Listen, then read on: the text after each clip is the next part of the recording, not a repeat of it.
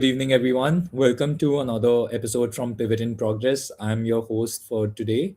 My name is Arjun, and I'm the founder of Pivot.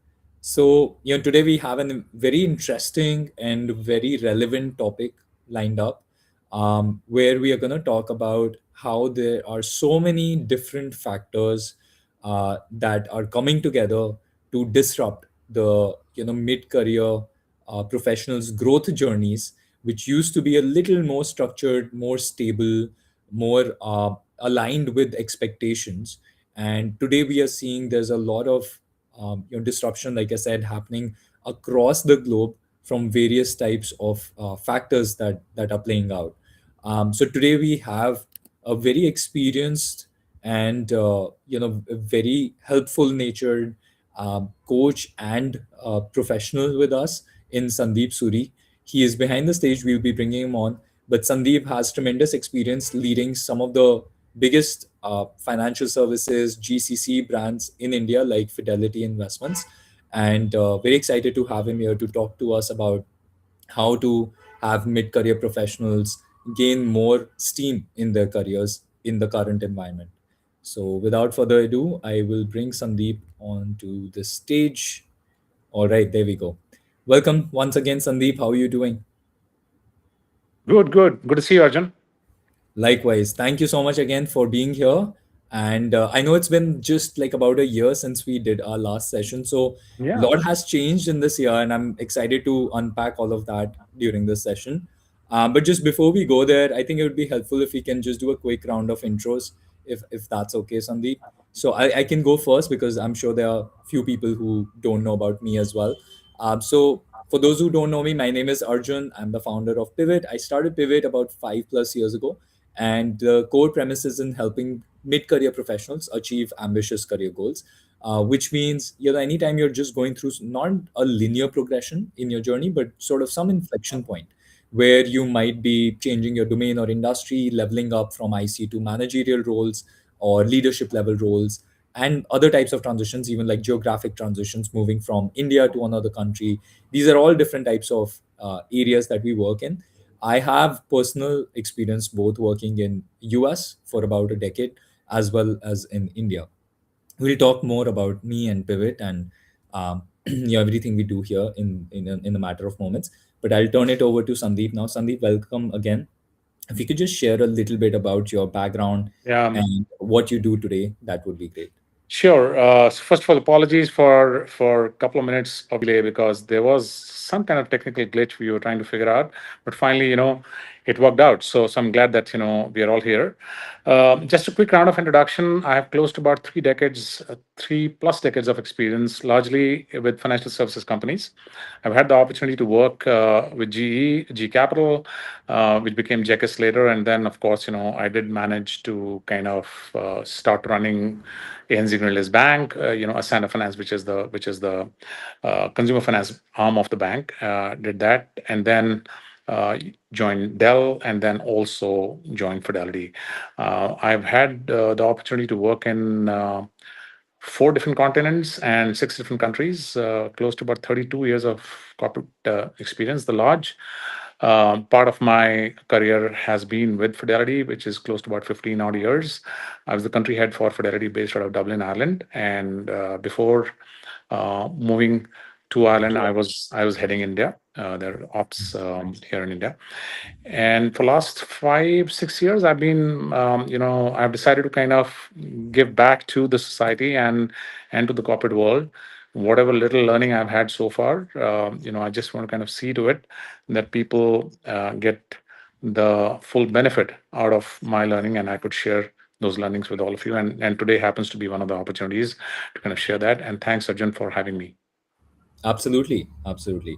Yeah, so I think obviously, great deal of experience behind you, and I didn't know there were so many continents that you've covered. Sounds like almost most of the world, and that's really beneficial today, Sandeep. I don't know if you had that foresight when you were, going from one continent to another, but today there's just like so much disruption across the globe that is happening in a interconnected manner. Also, it's not isolation where like one region is getting impacted while the other is insulated. So I think I want to start with that actually, wherein um I actually talked about it in one of my posts earlier today when we were discussing, okay, why are we doing this session and how is it unique in today's times. So there are three or four different major macro factors which are impacting micro level career trajectories for people across the globe. And I think number one that I can say is all the AI advancement that has happened in the last 3 to 4 years, which is making companies rethink how they want to hire, how they want to train their workforce, and what exactly are the requirements at the company to achieve their business goals. Then you have, all the disruption happening at from a geopolitical instability across the world. A lot of wars. There's tariffs and trade war also that's being played out. So there's constant new stream of regulations that are impacting from a geopolitical standpoint. And then you have companies who are also just reevaluating the way things have been done. So you have layoffs happening, business restructuring almost at every large company that I'm aware of is at least questioning, hey, how we have been doing business, is that the right way to continue forward, or do we change things? So there's an amalgamation of all these factors that are coming in and forming a sort of confluence that are impacting individual level careers. So I just want to get your take with this backdrop. How are things changing for mid-career professionals, especially many of whom are unsure of how to tackle all this, change that's happening around them? Sure. So let's be honest, the world is not insulated from these kind of realities in the past as well. Of course, there are different kind of changes we all have seen, or political, or whatever you may call it. Change has been the only constant, through our lives. We have seen that. But to your point, yes, it has become super important now, especially last couple of years, because change is much more evident now. And these changes that you're referring to, they are beyond us. What I call beyond the circle of control. It is not within my control. Can I really stop that war? No, not really. Can I really manage the oil price? No, not really. So what I can manage is what I should be looking at. And there's a very interesting story. You know, I was and this is about what, 3 4 months ago. I was coaching a very senior executive in the US, and she is with one of the largest tech firms. She has close to about 27 28 years of experience. And she said, Sandeep, what is happening with me in my life is, career wise, that I've been getting promoted, I've been doing the right things, and my career trajectory has been really really amazing, and I've been very very happy. But off late, she said that, I am growing, I'm doing more but becoming less. And that was the statement. I said, let's double click this. What do you mean by, you're doing better, you have a better title, you have a better paycheck now, but what's really bothering you? And she said, I'm not learning much. And as a result, because I've been with this firm for last 20 years, I think she quoted. And I felt that I've stopped growing and I've stopped learning. And Mhm. that's, of course, she's very senior, but that goes well with people in mid career as well. Because Mhm. what happens is, a lot of times we realize that we may have better titles, better salary, better work, larger teams to manage, but you would realize that Mondays are no more exciting for me. I just don't feel like going to office. I want to do something differently than what I've been doing for last 10, 15, 20 years, right? And that's where the reality hits you and you realize that there is something wrong. And we should, in today's conversation, in my opinion, that's what our focus should be, that what is really changing, you know in my career. What are those signals? What are those um, you know things that will force me to Hmm. kind of start applying myself in a better way so that I stay relevant in my role, Yeah. right? And that is catching everybody's attention now, and that's what we should be looking at. Yeah. Yeah, no, fair point. I think absolutely. I do think the purpose of this session is to ensure we focus at individual career level and see what is within your locus of control that you can actually impact.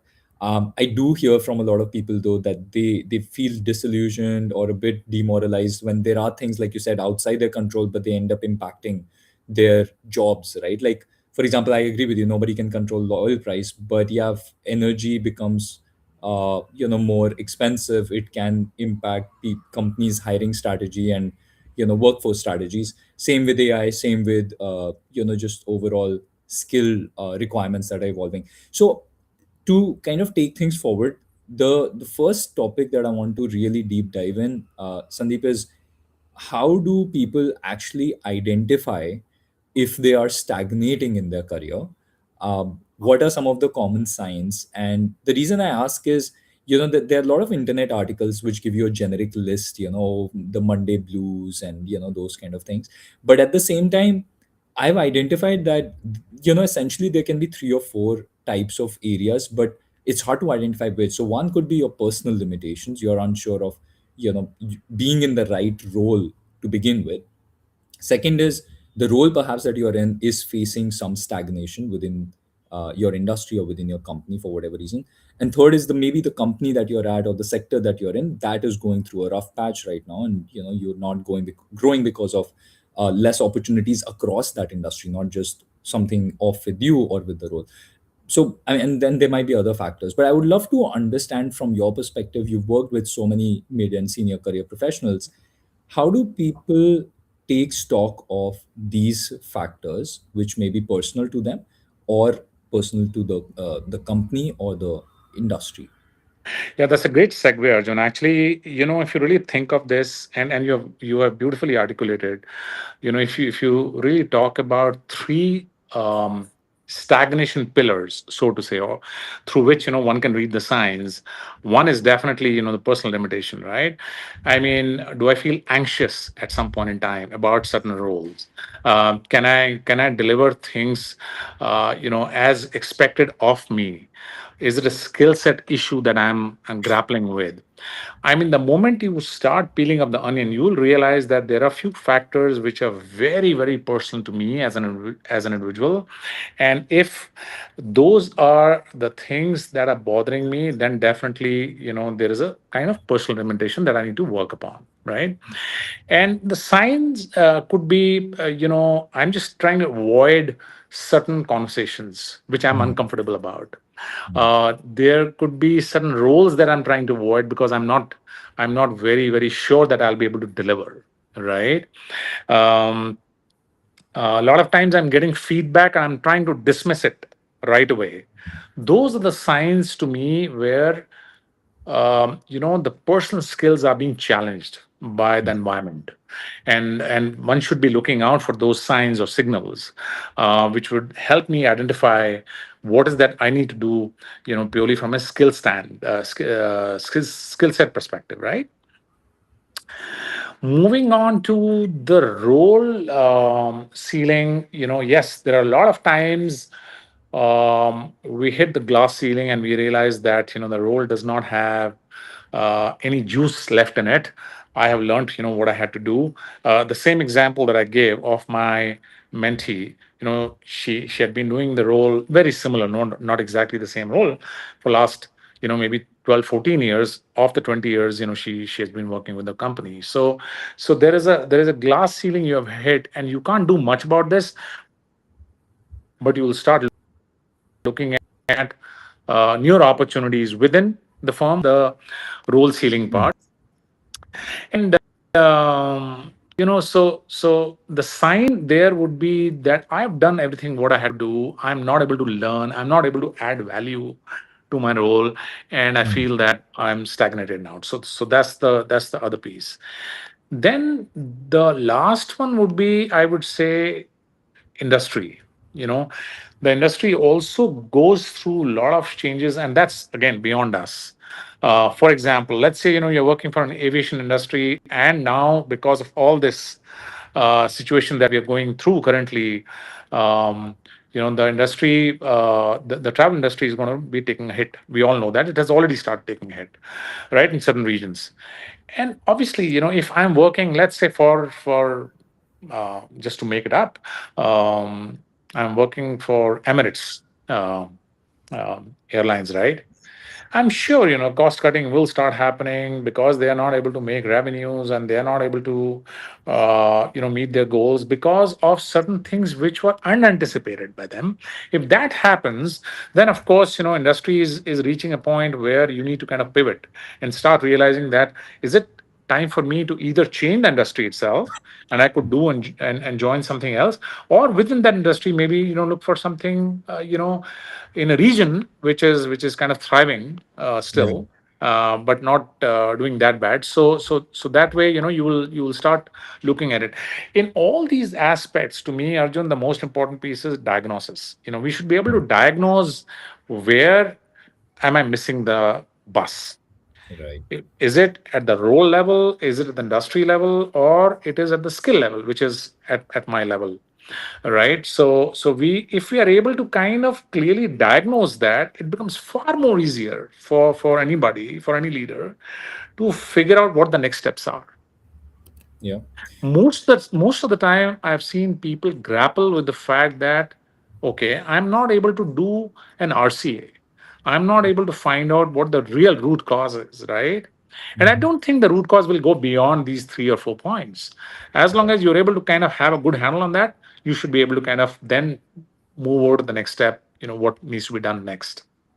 So, what are the best ways to actually diagnose or find the root cause, Sandeep, in your view? Is there, I mean, are there some proven methods which you feel work really well, especially again for mid and senior career professionals?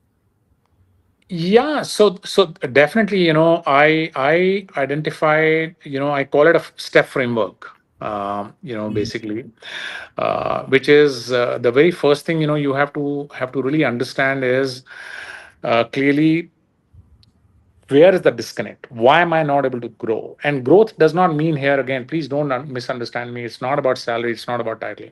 To me, growth is about the real work that I'm doing, what Mhm. difference I'm making to the organization, to the customer, or whether they're internal or external customers, depending on your role. So clearly seeing it, where is it misaligned today, right? Is it the skill level, industry level, or the role level? So that's one piece. Then the second piece, which is STEP, is an acronym. I'm using it, STEP, right? Okay. So T stands for your ability to kind of think clearly like an owner. Mm. You should be able to differentiate how an owner actually works versus an employee works. An owner does not necessarily mean business owner. I'm talking about senior leaders could be the Mm. owners here. I'm using this term a little loosely here. So please understand the context here. So the difference between the real owner of the business versus a manager or as a leader is, you know context setting. It's very, very important that I fully understand my business, which is what I call the business acumen.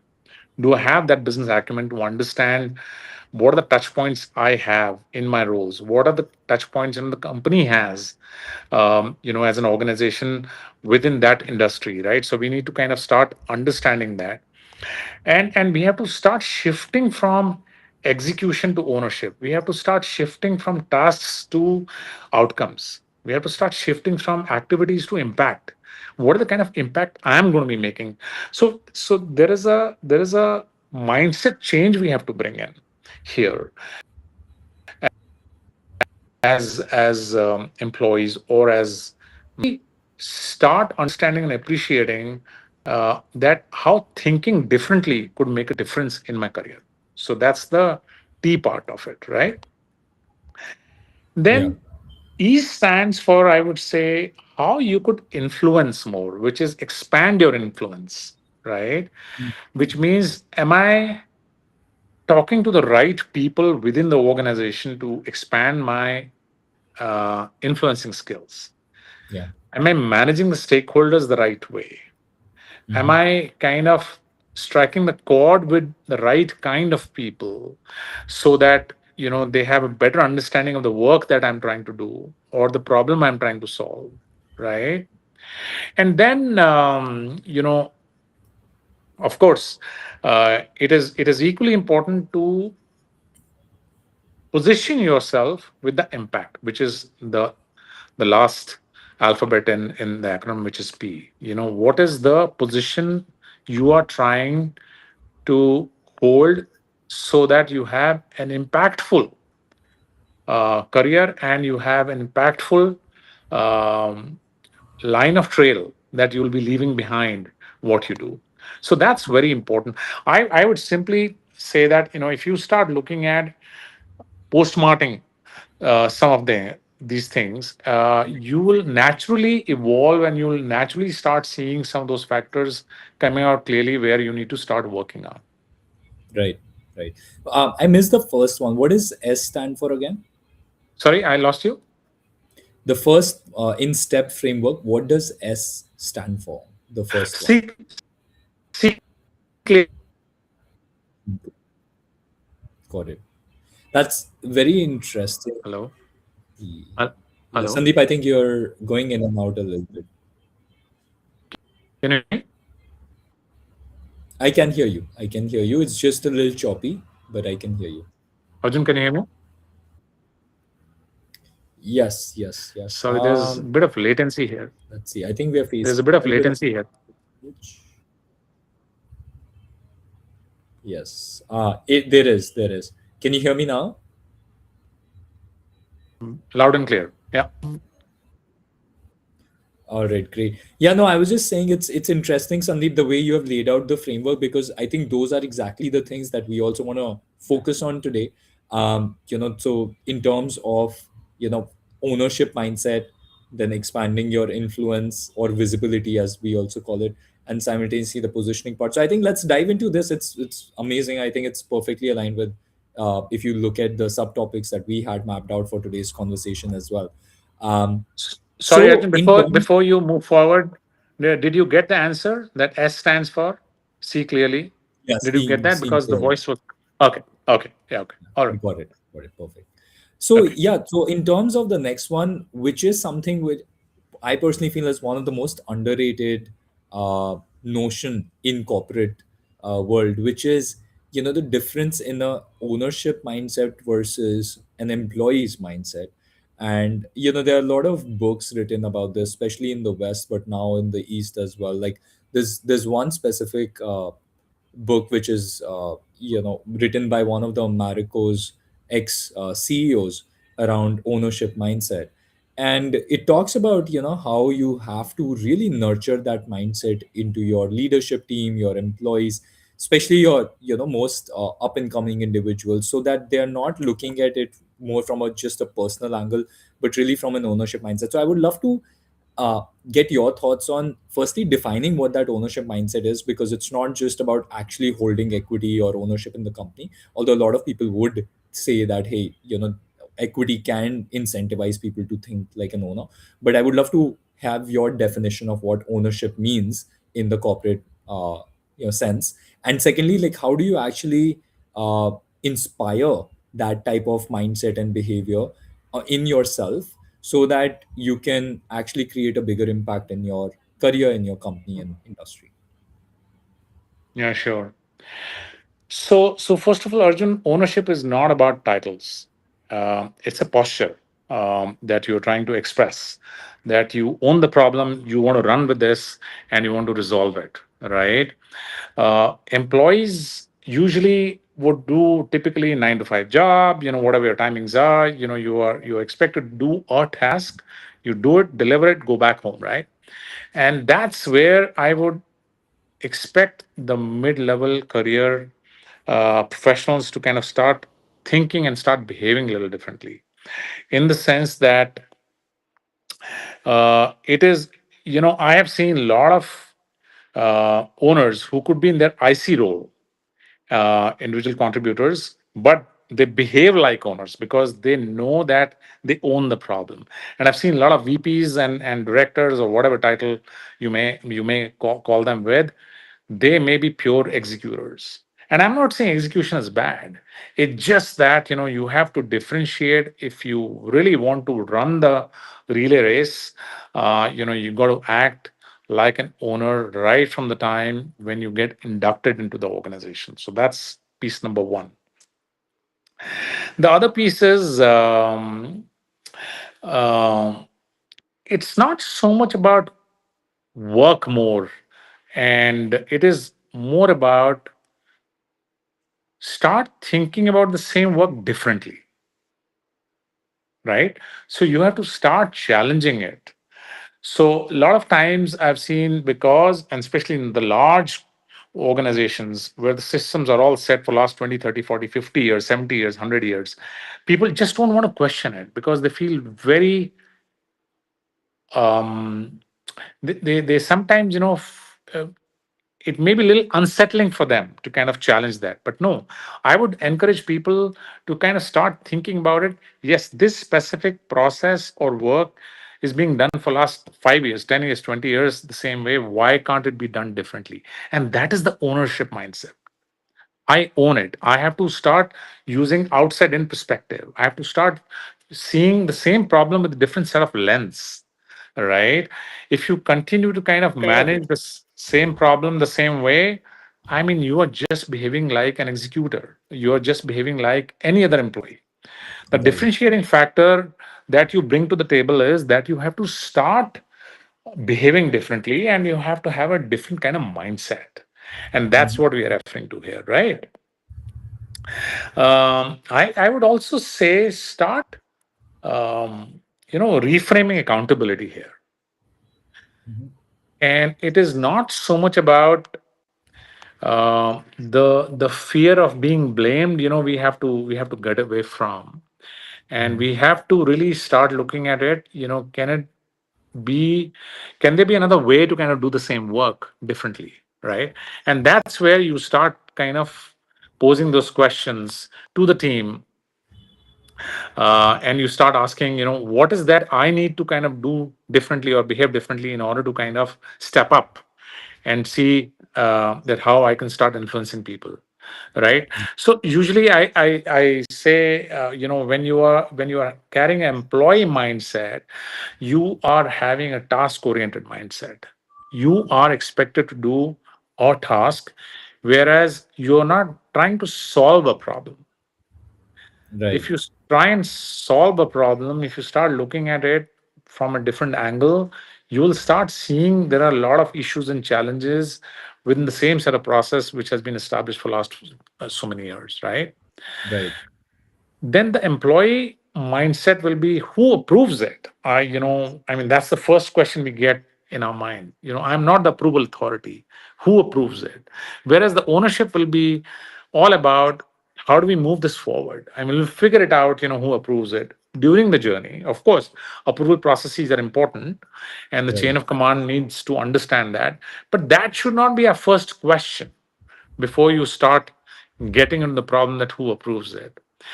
And employee mindset, the third one is my role ends here. I'm done with it. This is the way I have been entrusted with the task and I've delivered it. I'm done with it. Whereas the ownership mindset is all about how do I change it? How do I improvise it? How do I do it 2x, 3x, 5x? Right. Right. And that is what I would say clearly demarcates the boys from the men. Yeah. Yeah, I always think about that Japanese term which has become so popular across the globe, the Kaizen philosophy around continuous improvement, right? Improvement, right? Yeah, sometimes it takes, a long period of time to solve, especially the biggest challenges, but you kind of keep at it, keep making like small changes. And I think that continuous improvement mindset is the one that is a growth mindset, that is an ownership mindset, as opposed to, somebody who says that I'm just doing what I have been told. And, I did it well, I did it to a T, but it didn't actually move the needle. It didn't actually solve the problem or made things better. It just is continuing things in the same exact fashion as before. Absolutely. I mean, we have to start seeing it. What is the value addition I am bringing it to this piece that I'm trying to solve, right? If Yeah, I'm not adding any value, I'm just doing it the way Arjun is doing it. Big deal. I mean, that's fine. We all are doing it that way. I mean, we'll get our salary, we'll get our bonus. We'll be happy. But don't expect then, you'll be able to kind of grow in your career because you're not challenging yourself first of yeah, all, and then you're not challenging the system, yeah. right? and Sandeep, we firstly, we all dabble with this fact that I have to take permission from people to do this. No, nobody is expecting you to kind of ask for permission.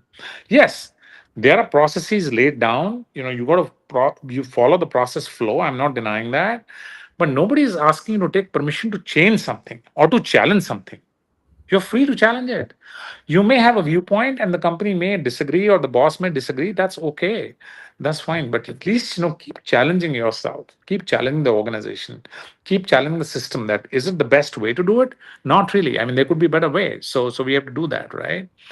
And yeah, I would encourage all of you who are there on the call to kind of start thinking a little differently, saying that what is that I have done, say, in last 6 months, where I would have gone to my boss and would have said that, okay, I want to do this differently.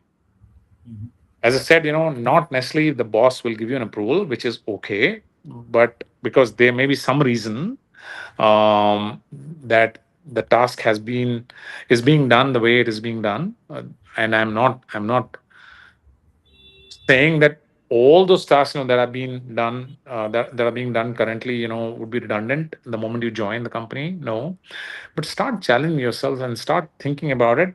What is that I need to do differently, and what is the kind of solution I bring to the table? yeah, yeah. No, very important, very important. Um, I think we can take the second, or rather the third part of your framework, which is the influence part next.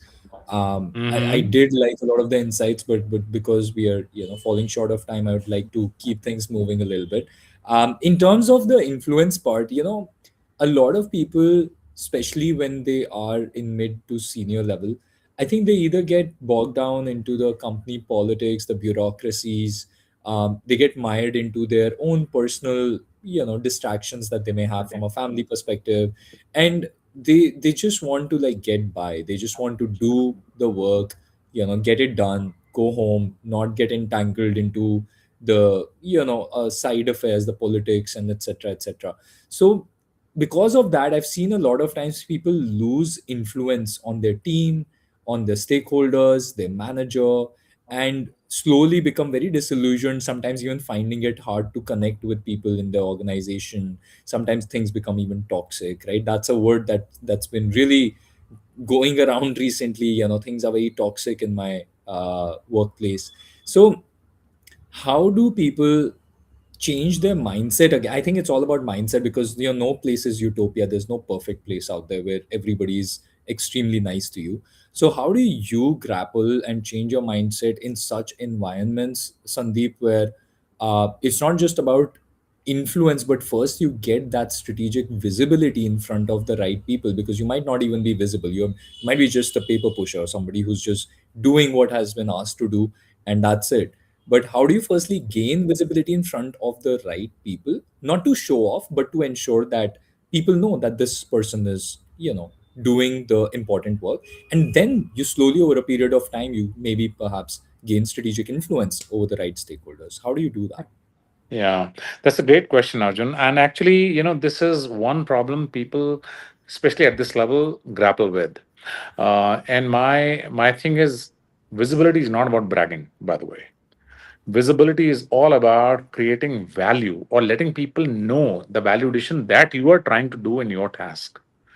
And a lot of times, I've heard from people, oh, would it mean that people will start thinking that he keeps bragging about no, of course, it depends how you say this, right? But it's not at all about bragging. It's all about how do we ensure that right people are made aware of the fact that what are the challenges I'm facing, and what is that I'm trying to solve, and how I'm trying to solve. right? So that's very important. Now you don't get promoted because you're doing some work in the dark. It has to be brought to the light what you're doing. It has to be spoken about. It has to be collaborated with a lot of other people within the teams, and that's how you achieve. So I would say there are you know uh, I call it three ring of visibility, right? So imagine that there are three rings, and visibility at all those three rings level are important. The first one is your direct manager. He or she is in your line of command, chain of command, and obviously they need to know what you're working on. They need to understand the challenges you're grappling with. They need to understand where you need the help, so that they can provide the help if required in accomplishing what you expected to kind of do. So that's your first ring. The second ring is your colleague. You know, who would be the biggest collaborator for helping you deliver what you expect to deliver? We always get bogged down with the fact that, oh, colleague, my peer would mean competition. Yeah, to some extent, yes. But don't worry about it, because they would be your biggest brand ambassador. Leaving the politics aside, of course, every organization has politics. I'm not talking about those political angles here, but assuming that everything is fine or fairly good, you have to kind of bring them with you, because you would be helping and you would be getting help from time to time in delivering your day-to-day work.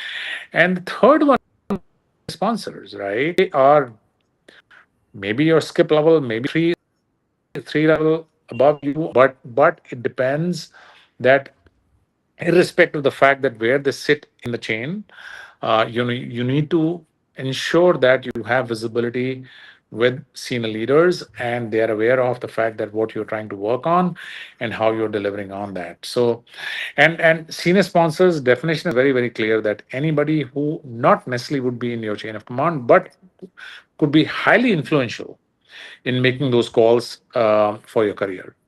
And they are usually the people, when you're not around in that room, they are the ones who will be your biggest supporter, and you Yeah. should be able to kind of influence and get the visibility through them as well. So I would say those are three key pillars of visibility. One should be able to kind of do that. Now, I would also like to kind of talk very briefly about how do you do it. I mean, we understood the problem now, visibility, how, and how do we do it, and we understood the stakeholders who should be kind of made visible about the problem or about the work or the task or the project that you're working on. How do we do it, right? So there are a couple of tricks I would add here. I call it loosely a brag document. Continue to make a brag document for yourself. It's not about publishing it, but keep writing it down from time to time.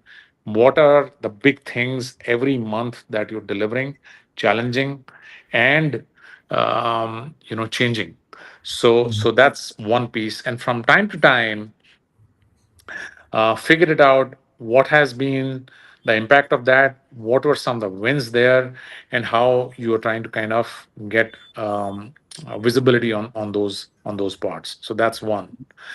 The second one is, you don't ask. In fact, you should look for opportunities in case you can shadow somebody in Mhm. a role, which will help you to kind of understand not just your piece clearly, but also somebody else in upstream or downstream processes, which will help you to gain understanding of the workflow, and also what I said, business acumen. That's very, very, um, I would say, critical at this stage to really understand.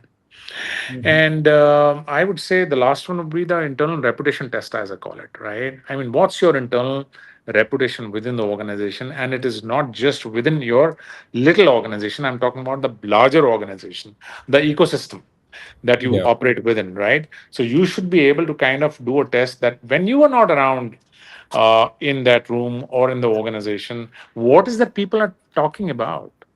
So that's the real test. In case they're talking positive, then of course I mean you've done a pretty good job. In case not, then you try and figure it out where the leak is happening, and that leakage is what we need to close, so that Yeah. you can have two folds or three folds of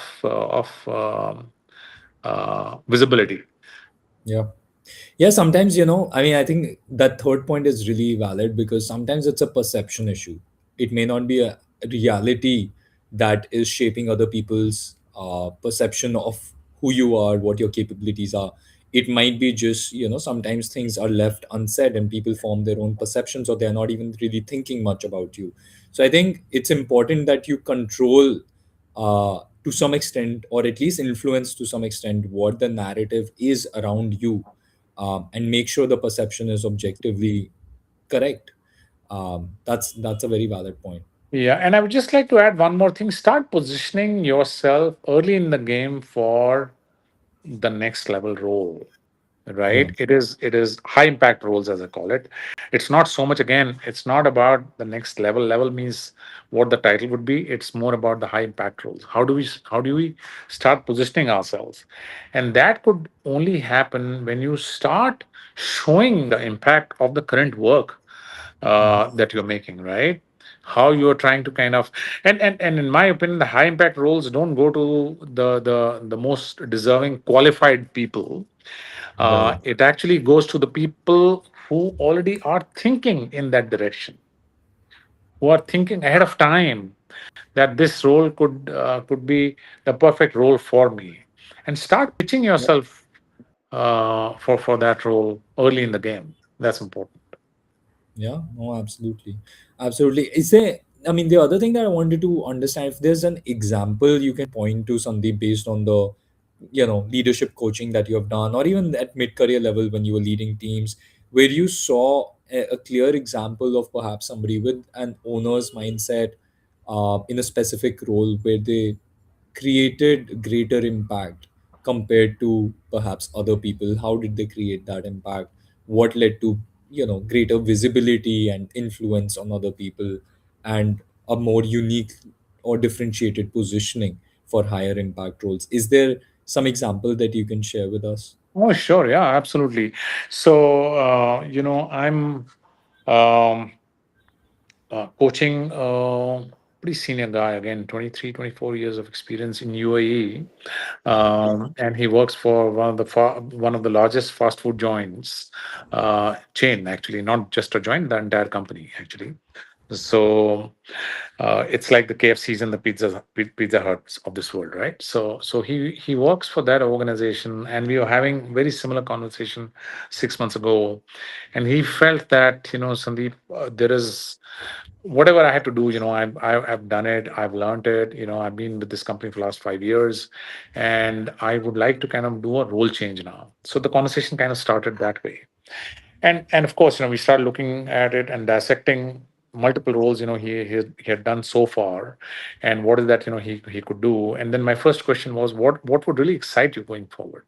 So Hmm. his answer was that I would like to kind of get into operations. He was the CMO then, chief marketing officer, and then he said, I would like to kind of run operations. I would like to run the outlets. I would like to head the operations of those outlets. So my thing was, that's going to be a very different ball game altogether. Are you willing to kind of change? And because that's a big change. This guy has been doing all along, and operations is for the first time he's doing it, and he was doing it with a purpose, and that is for some other day. But he said that I just want to kind of do ops, and I said, you haven't done ops in your life. It's going to be difficult, and it's going to be not easy, and you have to start influencing your stakeholders that you are the right fit for the role. And Yeah. of course, we start looking at some pointers, how you could pitch yourself for that role, because that lady, was going on maternity leave for about 9 months. So that was a great opportunity for him to kind of pitch himself into that role. Hmm. So he kind of we created some kind of a pitching document for him jointly, just to ensure that he's kind of visible for that ops role, Mm, and that could be the first name coming to the senior leadership team when they're looking at the replacement for that lady on the temporary basis, right?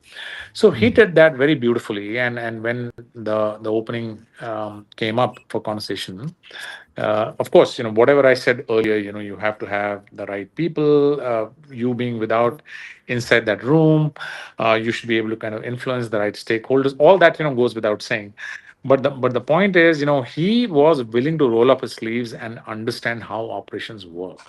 mm. And unless you are willing to challenge yourself Right. and say that I want to do a different kind of role, you will not be able to do it. So if you're willing to take that risk is a very important component here, especially when you're changing tracks, right? And he was willing to do that because there was a different reason. As I said, the call is about to get over, so I don't want to get into that. But Sure. definitely that helped him to really understand and start seeing things with a different set of lens to ensure that. And the moment you are out of your comfort zone, you will be uncomfortable for some time, that's for sure. But once you have decided clearly that that's my objective or that's my goal and that's what my mission is, you'll be able to kind of do this because you'll be able to clearly articulate in your mind that these are the steps I need to take to ensure that I'm able to get to the point or get to the finish line. Yeah, no, absolutely. That's a great example. Thanks for sharing that. I'm happy to see that the example you shared was actually something that, we often come across, given at Pivot, a lot of people are pivoting from one domain or industry to another. It's never easy, right? Like, I think achievability, risk reward profiles, I mean, these are very important parts you have to take into account. So I'm glad you highlighted one of those examples. I'm sure a lot of people would learn from what you shared and hopefully apply that for their own career goals as well. Just before we wrap up, I think we got a couple of questions here. I just want to point them out. One of them is from Rohan. I'm going to highlight it here on the screen. And it says, I'm in mid 40s, still stuck in individual contributor role. I'm looking to transition into semi technical roles, like technical account manager ones. There's not a specific question here, but the question that's can be read between the lines is more around looking to transition into semi-technical roles, and that he's stuck in individual contributor roles. So I'm guessing, wants to step up into more of managerial level roles. uh, I think what we can focus on here, Sandeep, is if you can talk more about how have you helped unlock growth and advancement for people who feel stuck in IC roles. Arjun, I can see the question, but whatever you said. Oh, okay. Can you hear me now? Yeah, I can hear you now. Yes, I can read the question also. And I was with you until you said it's not a question reading between the lines, and then I lost you. Yeah. Yeah, I'd just say one thing, which is that if we can focus more on the part where he says, "I'm stuck in individual contributor role, looking to transition." So, what are some of the key uh, solutions or methods which you have helped for mid-career professionals to get out of those IC roles and steer their career upward towards a managerial role? Yeah, that's a very good question, and we usually kind of talk about this. When you're changing tracks, and the very example that I gave you of a fast food company where the senior executive was also trying to kind of change track, it becomes a little difficult because you are branded as somebody like I see in this question, right? And now you want to move into a semi technical role. It does not mean that you can't do it. It's just that it's going to be a little bit uphill task just because you've not done it. It does not mean, and I'm not saying at all, it does not mean that you should not be looking at those options. Absolutely, you should be looking at. The pitch you have to make to the stakeholders or the decision makers within your firm is all about, um, I would say, two or three things. One is the change that you want to bring in because of the fresh perspective, or as I call it, outside in perspective that you'll be able to bring into the table, is what you should be highlighting. Because you have done it as an IC, but now you want to kind of do it as a semi-technical team member, and why you are fit for that is what one angle is. The second angle is, which is equally very important, your learning perspective. I want to learn this, and that's why I want to do it. That's why I want to kind of change tracks, because a lot of companies do support your learning efforts, and there's nothing wrong in saying or suggesting that, I've been doing this for last 5, 7, 10 years. I'm just looking at something which is more refreshing, which is new, which will challenge me, and I will be able to learn more. So that's the second piece. You could kind of talk to your manager or people who would finally make the decision on those lines. So that's an important aspect. And the third piece is start, which I think I mentioned earlier, job shadowing with one of your colleagues who is already doing that or performing that role. It'll just make you much more comfortable. Let's say you're going to be pitching this idea to your manager sometime in June. I would say 3 to 6 months before that, you start planning and start working with your coworkers to really see how you could learn that. And this is all, and people are very happy to help each other. There's nothing that you are asking for very unreasonable stuff. You're just job shadowing, just sitting next to him or her to really understand the challenges or to really understand how they deliver work, right? So there's nothing wrong in that. So that's the way I would suggest.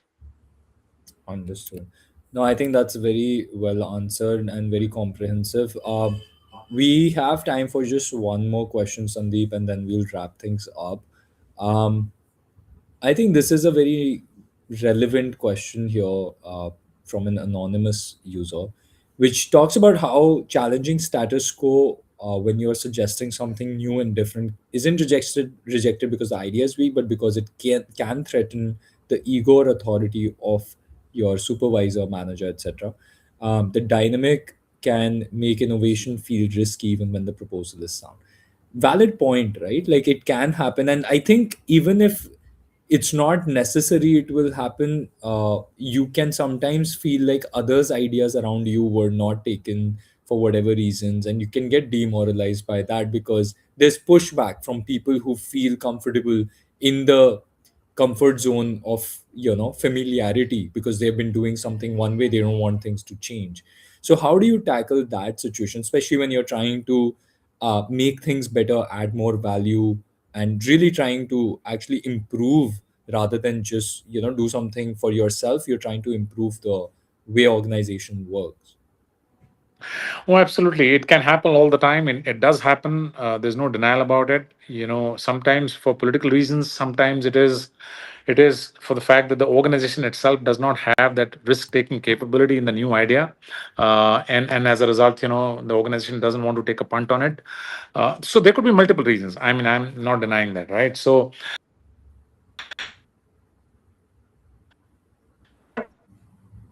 it Sandeep, we lost you there just the last couple of seconds. doesn't mean that once you're given your idea, or once you are, sorry, hello,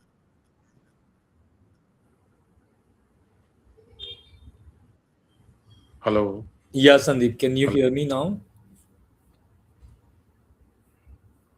I think we lost you there. Yes, I think we can hear you now, Yeah, Sandeep. Can you hear me? yeah, yeah. I lost you in between, but yeah, no. So I was just saying, I don't know where. No, I Uh, think most of the answer we couldn't get, so you might have to repeat. okay, okay. So no, I was just saying that it's a very valid point what this person is making here. It does happen all the time, that idea, but it is because of multiple reasons it gets thrown out of the window. Sometimes for political reasons, sometimes the organization does not have a very high risk quotient. They don't want to kind of challenge the status quo. So there are multiple reasons, but it does not mean that once you have provided a solution and once it has been shot down for a reason or two, you will not be, or you should not be challenging again. It is a continuous process. I would I would go back to my step framework, start looking at that very closely, so that you understand, see clearly, and think like an owner, and of course, expand your influence, and then position yourself for higher impact roles. I mean, those are the kind of things, one has to start looking at it. It'll happen. You'll be hit by these walls, but don't get discouraged. Time will come. You will have to continue fight these battles, and at some point in time, when things are absolutely aligned, will start working in your favor. Yeah. Yeah. No, very relevant, and I think very important to make sure people stay encouraged also. I think, we talk a lot about these frameworks, which are very critical. But at the same time, I think the sort of gray matter comes from your own resilience and your mindset, how you continue to push walls around you, which will otherwise bog you down. So, thanks for highlighting that, Sandeep. I don't know if you can hear me, but we are about to, anyways, wrap up this session. So I just appreciate Sandeep joining us today. Thank you so much for sharing all your insights, all the experiences that you have had, coaching others, leading others, helping other people uh, achieve their goals.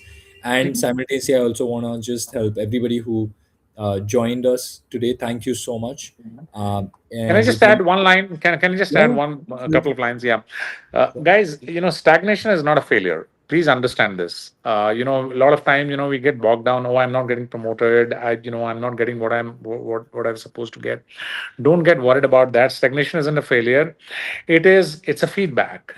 Try and kind of get it in the right spirit. Figure it out. What you need to do. And a lot of times, people don't understand this or don't take this feedback seriously, and these are the signals that we should be able to read, and we should be able to kind of start acting on it, rather than sitting on it until it becomes urgent for us. So I would encourage all of you to kind of start reading between the lines at times, the body language in those meetings, the signals that the organization or the bosses or the people or the peers or the customers are throwing at you. And I'm not saying you are wrong. I mean, you must be 90% of the time you will be right. But as Arjun said, you got to show your resiliency, and you got to be more resilient to ensure that you come up with flying colors and continue to do the good work that you have been doing. Absolutely. Very wise words. Thank you again, Sandeep, and thanks again, everybody, for joining us on a Thursday evening. I hope you got a lot of good insights that are actionable and you'll actually try them out. Please do share your feedback, and whatever you learned on LinkedIn, it will perhaps help others who might be feeling stuck in their careers. And in case you feel you need, further support, do reach out to Sandeep or myself on LinkedIn. We are both fairly active. We would appreciate any sort of questions that you might have around your career. Thanks again, and I hope you have a great rest of your evening. Thanks again, Sandeep. Really, Thanks, really Arjun, for having me. Appreciate it. Bye. right. Take care, everyone. Bye Bye. bye. Bye.